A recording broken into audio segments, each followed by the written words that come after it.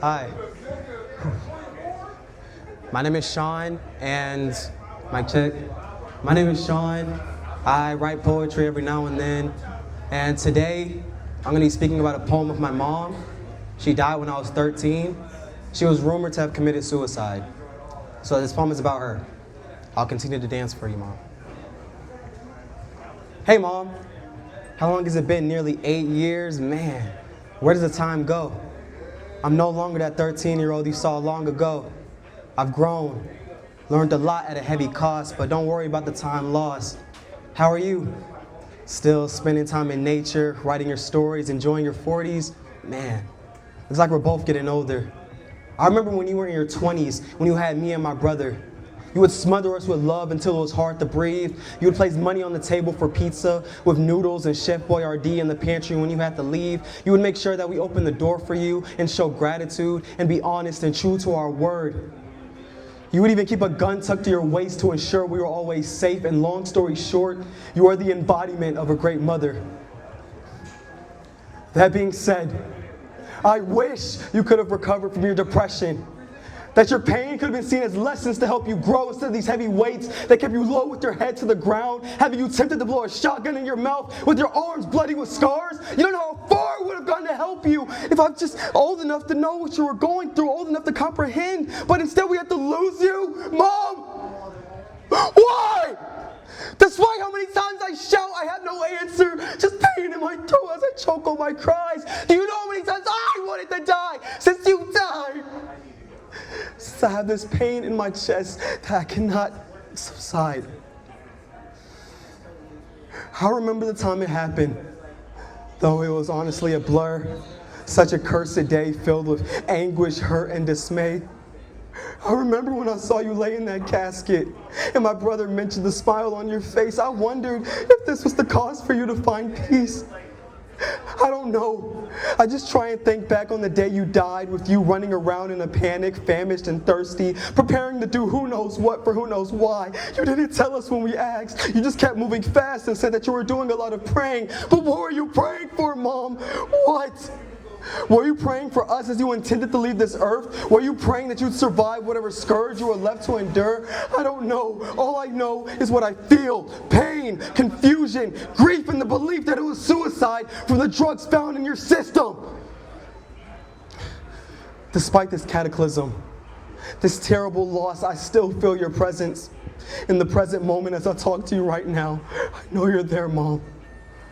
Guiding me through this cruel world that I don't have a clue on what to do in. Despite this, your essence loosens the anxiety in my heart. Despite how far your body lays, your soul shines rays of light even on the cloudiest of days. You were a warrior princess when you were alive. You become a warrior goddess since you have died.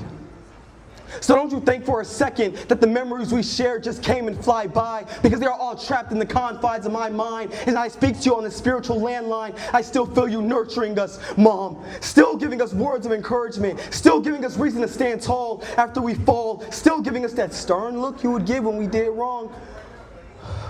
I couldn't count the amount on my fingers. The lessons I've learned since you've reached another plane of existence. I see that there's no limits to how far your love can strive and rise above strife. I know to dive head first into my darkened mind and find wisdom that there is to gain from loss and pain, to refrain from being a product of my circumstance, to deeply glance over the good that I have, to feel the ethereal grab that you have on my spiritual being. Freeing myself from depression to show you that it's possible. To be free from such an illness, not an emotion, but a sickness that I witnessed in myself and others as I aged, which makes me think back and turn pages on what you used to do. You held a knife one night in the kitchen with the wrist laid out. You had a gash in your forehead from banging your head against the wall. You spoke of all the darkness in the world and how we are your only beacons of light. I didn't see the severity of those actions or fully understand it then, but I wish I could have told you what you must have heard a lack of back then. But I'll tell you now, Mom, you weren't just your past. Your bad thoughts didn't have to take you away. They could have went and passed like clouds in the sky while you choose which thoughts are true and false. And as for the demons in your brain, maybe they were just misunderstood beings in need of warmth. I know mine were.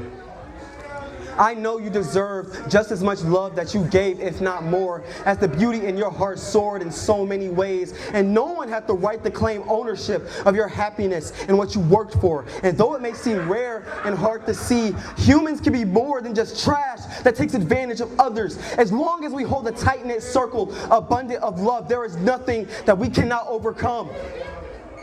The good thing is that fact remains true. And as I go through my journey of life, it's been a bumpy fucking ride, let me tell you.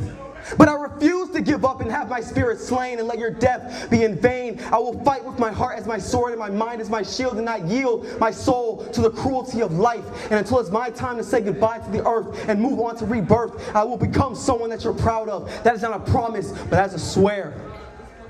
So to you, Mom, Shannon Lenore Boyce, thank you for supporting me through the thick and thin. I look forward to seeing you and your grin. But until that day, I will always visit your grave, talk to you like I am now, and always tell you that I love you. I love you, Mom. Now and forevermore. Talk later.